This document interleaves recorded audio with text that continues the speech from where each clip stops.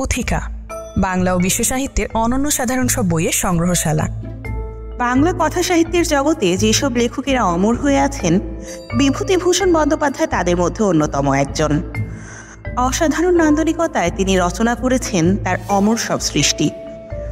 পথের পাঁচালী, আরণ্যক, চাঁদের পাহাড় এসবই তার মধ্যে অন্যতম। বিভূতিভূষণের লেখার প্রধান আকর্ষণ তার গল্পের চরিত্রায়ন, নিখুঁত গদ্য এবং তার অপূর্ব লেখন শৈলী।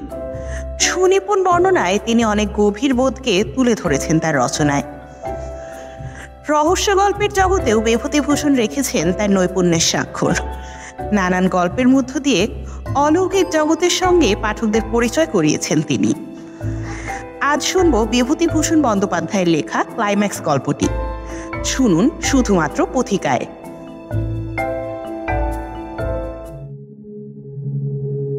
আমার নিজের একটা অভিজ্ঞতা থেকে গল্পটা ফেলেছি। উদ্দেশ্য গল্পের ক্লাইম্যাক্স জিনিসটা কি তাই বোঝানো। সত্রী বা শিষ্যা আমার স্ত্রী এবং তার 14 বর্ষীয়া ভগ্নী মীরা। প্রথমে সংজ্ঞাটা সম্বন্ধেই ধারণাটুকু পরিষ্কার করে দিলাম। বললাম, ক্লাইম্যাক্স হচ্ছে কোনো রচনা বা রচনাংশের চরম পরিণতি। সে রচনা গল্প, উপন্যাস, কাব্য, মহাকাব্য যাই হোক, কোনো একটা বিশিষ্ট ব্যাপক অনুভূতিকে ধাপে ধাপে তুলে নিয়ে গিয়ে একেবারে চূড়ান্ত পর্যন্ত ঠেলে দেওয়া হলো ক্লাইম্যাক্স। সেদিক থেকে বিচার করতে গেলে যেমন সমগ্র বইখানার শেষাংশ তার ক্লাইম্যাক্স হতে পারে, তেমনি তার একটা অধ্যায় বা আরও খণ্ডিত অংশেও একটি বিশেষ অনুভূতি বা পরিস্থিতির ক্লাইম্যাক্স সৃষ্ট হতে পারে। এই ক্লাইম্যাক্সটিকে ঠিকমতো ফুটিয়ে তোলাতেই রচনা বা রচনাংশের সার্থকতা। ক্লাইম্যাক্স জিনিসটা খুব পরিষ্কার রূপ নিয়ে ওঠে কোনো তীব্র অনুভূতি নিয়ে রচনার মধ্যেই। তাতে পাঠক বা শ্রোতা তীব্র উৎকণ্ঠার মধ্যে এমন আত্মবিস্মৃত হয়ে যেতে পারে যে একেবারে বাহ্য জ্ঞান হারিয়ে বসতে পারে। কি বলছি, কি করছি, কোথায় আছি সে বিষয়ে কোনো সম্বিতি থাকে না। এমনকি পরিণতিটা যতই খারাপ হোক, হঠাৎ উল্টে গেলে একটা আশাভঙ্গের ধাক্কাও লাগে বুকে। মীরার দিকে চেয়ে বললাম, এই সবের জন্যেই তোমার দিদি বই হাতে করে রান্নাঘরে ঢুকলে শুক্তো হয়ে যায় টক, অম্বল হয়ে যায় তেতো, দুধ হয়ে যায় নোনতা, ডাল হয়ে যায়। স্ত্রী বললেন, গল্পটা বলবে তো বসি, ব্যাখ্যা না করতে হয় তো শুধু ওর কাছেই করো। বসো বলে আরম্ভ করে দিলাম। একবার দিন সাতেকের জন্য আমি আমার বন্ধু বিকাশের ওখানে বেড়াতে যাই। দ্বিতীয় কিংবা তৃতীয় দিনের কথা। বিকাশ একটা বিশেষ দরকারে সকালেই বাইরে বেরিয়ে গেল, ফিরবে খানিকটা রাত করেই। সমস্ত দিনটা বই পড়ে আর এদিক ওদিক করে সন্ধ্যার একটু আগে মনে হলো খানিকটা বাইরে ফাঁকা থেকে না হয় বেরিয়ে আসি। বিকাশ এলেই তো আবার শহর দেখা, রাজবাড়ি দেখা, পার্টি, ক্লাব এইসব আরম্ভ হবে। ট্রেনে আসবার সময় শহর থেকে আন্দাজ মাইল 2 দূরে একটি জায়গা বড় ভালো লেগেছিল। একটি বেশ চওড়া নদী, তা কলকাতার গঙ্গার প্রায় আধা আধি হবে। সব নিয়ে ওপরে একটা ন্যাড়া পুল, তার উপর দিয়েই গাড়িটা এলো। দূরে দূরে পাহাড়, কাছেও পাহাড় না হোক এখানে ওখানে কিছু টিলা ছড়ানো, কয়েকটা বেশ খানিকটা উঠেও গেছে। আমাদের গাড়িটা পাস করলো ঠিক সূর্যাস্তের মুখে। পাহাড়ে নদী, মাঝখানে শুধু কয়েকটা জলের রেখা ছড়ানো রয়েছে, বাকি সমস্তটায় ধু ধু করছে বালি। সেই গেরুয়া রঙের বালির ওপর প্রচণ্ড সূর্যের রাঙা রশ্মি পড়েছে ছড়িয়ে। গাংচিলের ছোট বড় ঝাঁক বাসায় ফিরছে।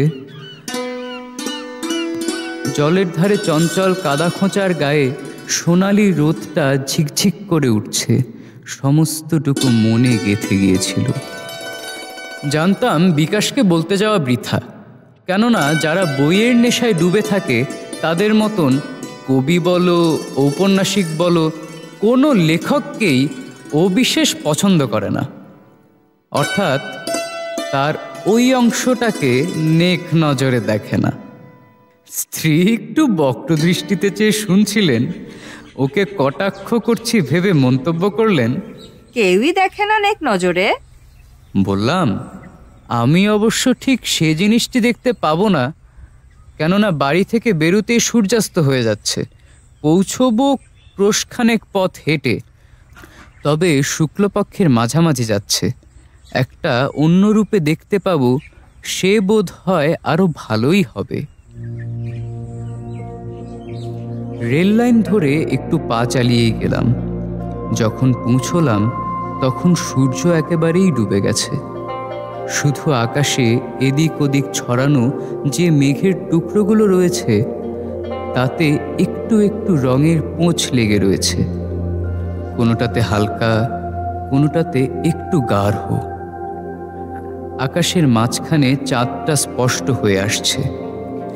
আমি পুলটা পেরিয়ে একেবারে ওপারে চলে গিয়ে লাইন থেকে নেমে পাশেই একটা ছোট্ট টিলার ওপর গিয়ে বসলাম পশ্চিমমুখ হয়ে। সামনে হাত পাঁচেক পরেই নদীর তীরটা নেমে গেছে। দেখলাম আগে বেরুবার কথা যে মনে পড়েনি, খুব ভালোই হয়েছে।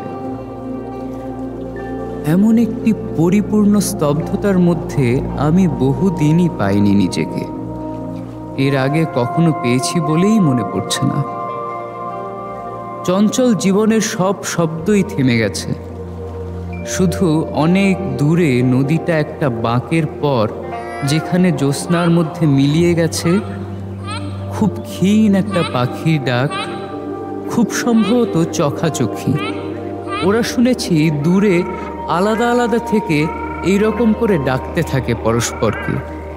বোধহয় ভাবে দাম্পত্য কলহের সম্ভাবনাটা একেবারে দূর না হোক, কমে আসে। একেবারে কাছে জীবন্ত কোনো শব্দই নেই, শুধু একটা টানা হাওয়া, যেটাকে আমার কেমন করে যেন মনে হচ্ছিল এই যে মুমূর্ষ দিনটি পৃথিবীর কাছ থেকে শেষ বিদায় নিচ্ছে, তারই যেন দীর্ঘশ্বাস। এরকম অবস্থায় মনটা আপনি কি করে এক হয়ে যায় এরকম পরিস্থিতির সঙ্গে। আমার বয়সও তো প্রায় 40-এর কাছাকাছি। আমারও জীবনের সন্ধ্যা হয়ে আসছে, এবার বিদায়ের পালা। এই মনে করে চোখের পাতা ভিজে ভিজে হয়ে আসছে, একটা দীর্ঘশ্বাসও ঠেলে আসছে বুকে। এমন সময় মীরা, জিজ্ঞেস কর, বাজে কথাই চলবে? তাহলে উঠি, আমার কাজ আছে ঢের, সাহিত্যিক নই। এবার অন্যরকম ভাব, বেশ কিছু গুরুতরই মনে হলো। আমি স্বভাবদোষে পড়ে গিয়েছিলামই একটু ঘোরে, তাড়াতাড়ি সামলে নিয়ে আবার শুরু করে দিলাম। দীর্ঘশ্বাসটা চেপে আসছে বুকে। এমন সময় যেন হুঁশ ফিরে এলো। নিজের মনেই বললাম, বারে, এরকম যদি বাজে কাব্যিতে পেয়ে বসে এখানে, তাহলে তো সমস্ত রাত বসেই থাকতে হবে। তখন বেশ কিছুক্ষণ কেটেও গেছে সেখানে, ফিরতে অনেকটা পথ, তার উপর নতুন জায়গা।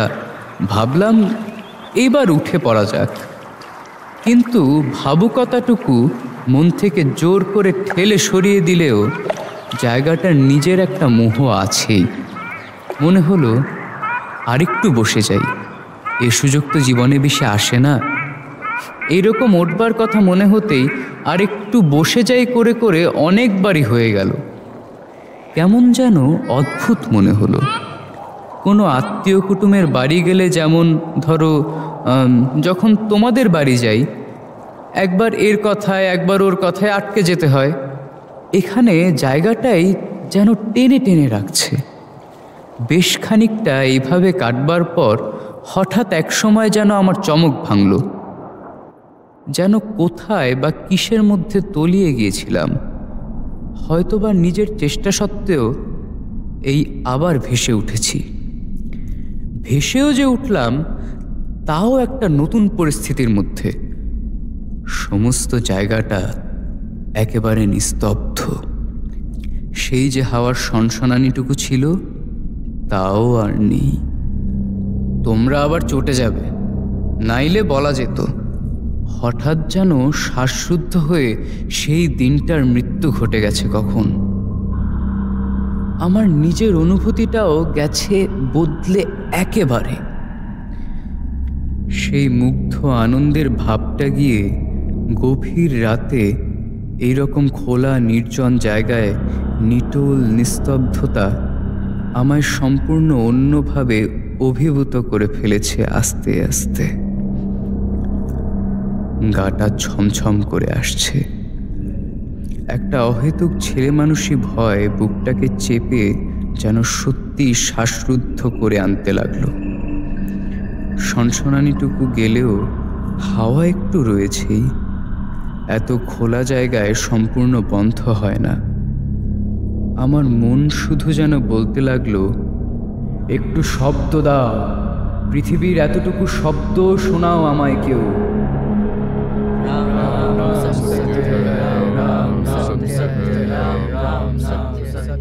ঠিক এই সময় হঠাৎ একটা শব্দ উঠল আকাশ বাতাস চকিত করে। শব্দের সেরা শব্দই রাম নাম, কিন্তু বুকটা ছ্যাত করে উঠল। পেছন ফিরে দেখি লাইনের পাশ দিয়েই প্রায় 100 গজ দূরে কতকগুলো লোকের একটা ছোট্ট দল চালি করে একটা শব নিয়ে আসছে। জানো বোধ হয় এইরকম উপলক্ষে হিন্দুস্তানিরা রাম নাম সত্য হ্যায় বলে পথ চলতে থাকে। ওরা ওইখানেই লাইনের বাঁধ থেকে নেমে গেল। আমি তাহলে একটা শ্মশানের কাছেই বসে আছি। সেই ভয়টা যেমন বেড়ে গেল, তেমনি সঙ্গে সঙ্গে সাহসও খানিকটা এলো ফিরে। হোক শ্মশান, কিন্তু কাছাকাছি অনেকগুলো লোকের সঙ্গ তো পাওয়া গেল। একটু বসেও রইলাম, তারপর ফিরব। দাঁড়িয়েও উঠেছি। ওদের মধ্যে একটা যেন কি নিয়ে একটু চঞ্চল আলোচনা উঠল। শ্মশানটা খানিকটা দূরেই, কিন্তু ওই রকম ফাঁকা জায়গায় আওয়াজটা স্পষ্ট হয়েই ভেসে আসে। একটু কান পেতে থাকতেই বুঝতে পারলাম শবদেহটা তীরের কোল থেকে খানিকটা সরিয়ে নিয়ে এসে দাহ করবার কথা হচ্ছে। কারণটাও টের পেলাম, নদীতে জল নেমেছে। পাহাড়ি নদীতে এইরকম হয়। এদিকে কিছুই নেই। দূরে পাহাড়ি অঞ্চলে বৃষ্টি নেমে হঠাৎ প্রবল তোরে দুকুল চেপে জল নেমে আসে। তার সঙ্গে ছোট বড় গাছপালা, জন্তু জানোয়ার, অসাবধান থাকলে মানুষও। কোটালের বানের চেয়েও নাকি ভয়ানক। কখনো দেখিনি, ঠিক করলাম দেখে যেতে হবে। শো শো একটা শব্দ উঠেছে দূরে। একটু দমনা হয়ে গেছি। এপারে বসেই দেখে নেব, না ওপারে গিয়ে নিশ্চিন্তে হয়ে দেখব। ঠিক করলাম পেরিয়েই যাই। নিচে স্রোত থাকলে একটু নার্ভাস করে দিতে পারে। পা বাড়ালাম, কিন্তু এই সময় সেই শব্দই হঠাৎ বেড়ে গেল। আবার বসে পড়লাম আমি। ভাবলাম তোরটা ঠিক এসে পড়ার মুখে কুল পেরোনোটা আরও খারাপ হবে। এইখানে মস্ত বড় একটা ভুল হয়ে গেল। ঠিক যে জেনে শুনে ভুল তা নয়, হিসেব বা আন্দাজ করতে ভুল। জলের তোরটা সেই অনেক দূরের বাঁকটা ঘুরতে শব্দটা হঠাৎ বেড়ে উঠেছিল। সে পৌঁছতে যে সময়টা নিল, দেখলাম তাতে আমি স্বাচ্ছন্দ্যে পুলটা পার হয়ে যেতে পারতাম। এ যা প্রলয়কাণ্ড দেখছি, হাজার উঁচুতেই হোক না কেন পুলটা সম্পূর্ণ নিরাপদ, কিন্তু ওই 10টা কামানের গর্জন কানে নিয়ে আর ওই তোরের ওপর দৃষ্টি রেখে রাখতে তো হবেই। এখন পেরোই কি করে? অনেক ওপরে আমি দেখছি এপার ওপার দিয়ে বোধহয় 5-6 ফুট উঁচু একটা ফনা তুলে নেমে এলো স্রোতটা। কি গর্জন! ছোট বড় গাছপালা বুকে চেপে কি আফসানি, কিসে ওলট পালট খাওয়া। দেখতে দেখতে পুলের থামগুলোয় ধাক্কা খেয়ে যেন আরও ক্ষেপে উঠে হুঙ্কার দিতে দিতে বেরিয়ে গেল। তারপর দেখতে দেখতেই নদীর জল 1 ফুট 2 ফুট করে বাড়তে বাড়তে তীরের কাছাকাছি পর্যন্ত উঠে এলো। দেখা হলো একটা জিনিস জীবনে, পঞ্চানন রুদ্রের ভ্রুকুটি কুটিল আননটা। কিছুক্ষণ পর্যন্ত যেন কোনো চিন্তা করবার ক্ষমতাই হারিয়ে চুপ করে বসে থাকতে হলো। সেই তখনকার মতনই গেছি তলিয়ে। তখন ছিলাম সৌন্দর্যের মধ্যে, এখন যেন প্রলয়ের বিভীষিকায়। তখনকার মতনই একসময় ভেসেও উঠলাম সেই অতল থেকে। চিন্তা হলো, বেরুই কি করে?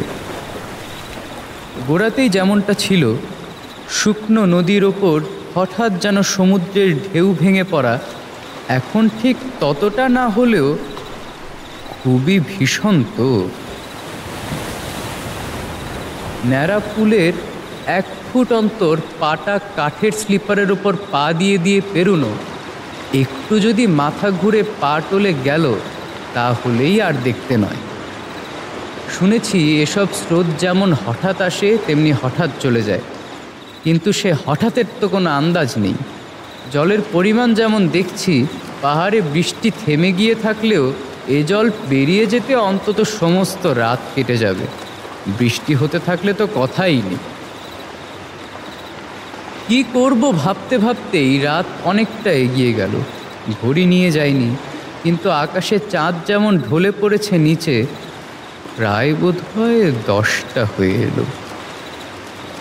ভাবতে ভাবতেই হঠাৎ একটা কথা মনে হলো, একজন সঙ্গী পাওয়া গেলে বোধহয় সুবিধে হতো। যদি নেমে গিয়ে ওদের বলি একজন কাউকে দেয়, শুধু পুলটা পেরিয়ে দিয়ে আসতে। আমার চিন্তাটাই যেন রূপ নিয়ে আমার পাশে এসে পৌঁছালো। দেখি আমার পেছন দিয়ে কখন একটি লোক এসে রেলের বাঁধের ওপর উঠতে যাচ্ছে। বলতে ভুলে গেছি, আমি গিয়েছিলাম পুজোর ছুটিতে। পুজো শেষ করে বেশ একটু ঠান্ডার ভাব এসে গেছে তখন। লোকটার গায়ে আগাগোড়া একটা সাদা চাদর জড়ানো, মাথার উপর দিয়েও ঘুরিয়ে আনা। এদিকে বেশ সরল বলে মনে হলো। একেবারে তালের মাথায় পেটে কথাটা বলতে যাচ্ছিলাম, ওই যেন এতক্ষণ লক্ষ্য করেনি। হঠাৎই দেখতে পেয়ে দাঁড়িয়ে পড়ে আমায় জিজ্ঞেস করলো, বাবু, আপনি অসময় এখানে বসে যে? দেখো না, বেড়াতে এসেছিলাম, আচমকা নদীতে এই বান ডেকে এসে। বেরোতে ভয় হচ্ছে? একটু অদ্ভুতভাবে হাসলো লোকটা। মনে হলো তাতে যেমন ভরসা দেওয়ার চেষ্টা আছে, তেমনি একটু যেন ব্যঙ্গও রয়েছে মেশানো। অমন হয়, বেরোতে ভয়, ভয়ঙ্কর নদী তো। কিন্তু আসলে ভয়ের কিছু নেই। এই তো আমি যাচ্ছি, আসুন না। আসবেন? আসুন আসুন তাহলে, আমার আবার সময় নেই। বলতে বলতেই পা বাড়িয়েছে। আমি তাড়াতাড়ি নেমে এসে সঙ্গ দিলাম। ও আগে আগে, আমি ঠিক পেছনে। পুলের ওপর উঠে যেতে যেতে একটু কথাও হলো। আমি জিজ্ঞেস করলাম, তুমি ওই ওদের দলের লোক? যেন ওদিক থেকেই উঠে এলে মনে হলো। হ্যাঁ। কোথা থেকে আসছো তোমরা? কি একটা নাম বললে, মনে নেই। একটা জিনিস লক্ষ্য করছি, লোকটার বেশ সহজ সিধা চাল দেখেই হোক বা যে জন্যেই হোক, আমিও বেশ স্বচ্ছন্দে স্লিপারের ওপর পা ফেলে ফেলে এগিয়ে চলেছি। ভয়ের ভাবটা একেবারেই নেই। সেই কথাই বললাম ওকে। বললাম, একজন সঙ্গী পেলে সত্যিই বড় সুবিধে হয়। তোমার আবার দেখছি পা খুব শক্ত, একটুও এদিক ওদিক হচ্ছে না। আমার যে অভ্যেস হয়ে গেছে।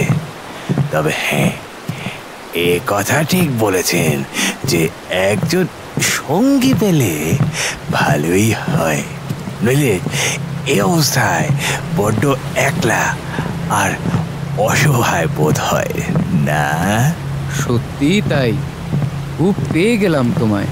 কপালের জোর বলতে হবে আমার। কপালের জোর কি আমারই নয়? কেমন পথের মাঝেই পেয়ে গেলাম আপনাকে। যেন আমার জন্য বসেছিলেন, নয় কি? তা ভিন্ন আর কি, কিন্তু হ্যাঁ ঠিক কথা, ভুলেই যাচ্ছিলাম। তা তুমি সবাইকে ছেড়ে হঠাৎ এমন করে একলা যে নদী পেরোতে যাচ্ছই বা কোথায়? এবার আর কথায় নয়, এই প্রশ্নের উত্তরটা একেবারে অন্যভাবে পাওয়া গেল। দেখি কেউ নেই আর আমার সামনে। ঠিক পরের মুহূর্তটা আমার কি হয়েছিল মনে নেই। খোলা ঠান্ডা হাওয়া থাকার জন্য হোক বা যে কারণেই হোক, সম্বিতটা ফিরে আসতে নিশ্চয়ই দেরি হয়নি। দেখি পুলের মাঝখানে একটি স্লিপার প্রাণপণে আঁকড়ে ধরে পড়ে আছি। বিপদটা খুব উগ্রগোছের হওয়ার জন্যেই বোধহয় জ্ঞানটা বেশ তাড়াতাড়ি আর স্পষ্ট হয়েই ফিরে এলো। লোকটার আর লোক বলেই বা কী করে, প্রত্যেকটি কথা তার আসল অর্থে ফুটে ফুটে উঠল আমার কাছে। বুঝতে বাকি রইল না কি দুকুলহারা নদী পার হয়ে ওর কাছে নদী যে গোষ্পদ মাত্র এখন। সত্যি কত যে অসহায় ও, কি যে একা। এই একা কথাটা হঠাৎ আমার কাছে যেন অতিরিক্ত বিভীষিকাময় হয়ে ওঠে, ভয়ের তোড়ের ওপর আরেকটা তোড় এনে ফেললে। একা, তাই কি অনন্ত পথের যাত্রী এই বিদেহী আত্মা আমায় তার সঙ্গী করে নিতে এসেছিল? নিজের প্রশ্নটাতেই ভয়ে মাথার চুল পর্যন্ত খাড়া হয়ে উঠেছে।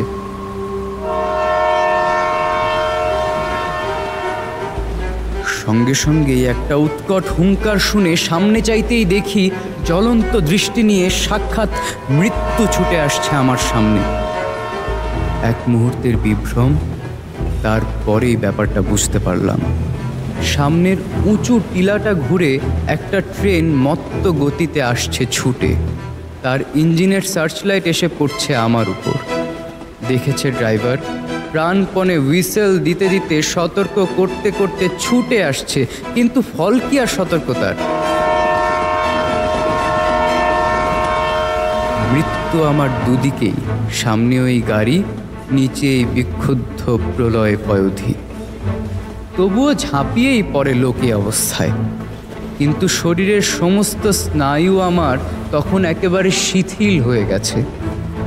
অধিকার এইটুকু মনে আছে যে দুটো হাতে চোখ দুটো চেপে রেখে মাথাটা দিয়েছি নুই। তারপরেই মনে পড়ছে একটা যেন বিকট অন্ধকার মূর্তি ঠিক হাত দুয়েক তফাতে দাঁড়িয়ে বজ্র কঠোর হুঙ্কার ছাড়ছে। ইঞ্জিনটা আর কি, ড্রাইভার ব্রেক।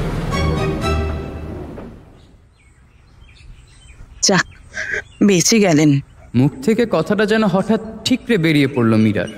তীব্র উৎকণ্ঠায় হাত দুটো মুঠো করে বুকের উপর চেপে ধরেছিল, আলগা হয়ে গেল। স্ত্রীও ঠিক ওই ধরনেরই কিছু বলতে যাচ্ছিলেন, সামলে নিয়ে ওর পিঠে একটা মৃদু চর বসিয়ে দিয়ে বলল, দুধ অমন করে বলে, হুঁশ হারাস নে গল্প শুনে। উহ, ভাগ্যিস। বলে আরো খানিকটা সামলে নিলেন।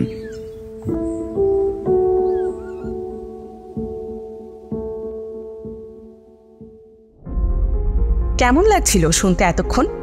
নিশ্চয়ই ভালো লেগেছে। এরকম আরও অসাধারণ সব গল্প শুনতে এখন ইনস্টল করুন পুথিকা, অ্যান্ড্রয়েড অথবা iOS-এ। উপভোগ করুন হাজারের উপর ই-বই, অডিও বই এবং দারুণ সব কমিক্স। পুথিকার সঙ্গে এবার হারিয়ে যাওয়া হোক বইয়ের রাজ্যে।